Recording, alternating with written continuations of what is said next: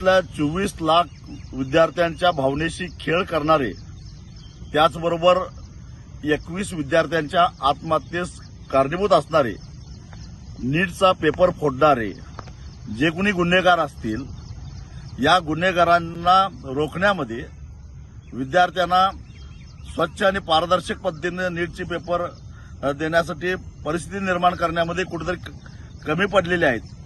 यासाठी नैतिक जबाबदारी स्वीकारून या देशाचे शिक्षण मंत्री धर्मेंद्र प्रधान यांनी राजीनामा द्यावा म्हणून गेल्या 1 महिन्यापासून विद्यार्थी आंदोलन करत होते. आणि या विद्यार्थ्यांना पाठिंबा देण्यासाठी रॅमन मॅगसेसे पुरस्कार विजेते सोनम वांगचुक हे गेल्या 21 दिवसापासून उपोषणाला बसलेले होते. या देशातल्या सर्वसामान्य प्रत्येक नागरिकाला संविधानाच्या प्रमाणे सरकारनं घेतलेला एखादा निर्णय किंवा व्यवस्थेमध्ये निर्माण झालेल्या काही त्रुटी या संदर्भामध्ये लोकशाही मार्गानं सनदशीरपणानं व्यक्त होण्याचा निश्चितच अधिकार आहे. आणि त्या अधिकाराला अनुसरून विद्यार्थी आंदोलन करत होते.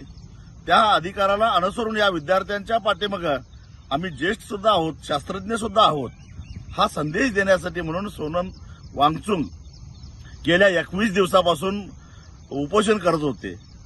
खरं तर एकूण पेपरफुटी कशामुळे झाली, विद्यार्थ्यांच्या भावनेशी खेळ खेळण्याचा सरकारचा इरादा नाही, याच्यावर आम्ही कडक कारवाई करू, परंतु पुन्हा असा प्रकार होऊन देणार नाही अशी हमी देऊन खरं तर विद्यार्थ्यांशी संवाद साधायला पाहिजे होता केंद्र सरकारनं.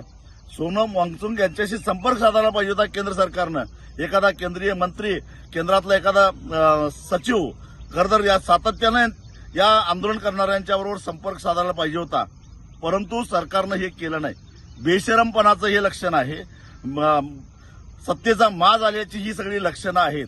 या देशातल्या जनतेनं तुम्हाला चळवळीतूनच सत्ता दिलेली होती हे सोयीस्कररित्या विसरतात.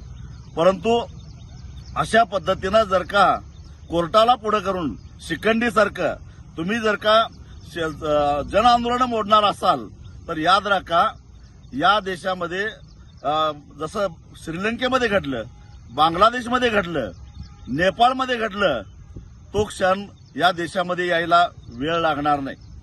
काय दोष येत आहोत सोनम वांगचुक यांचा?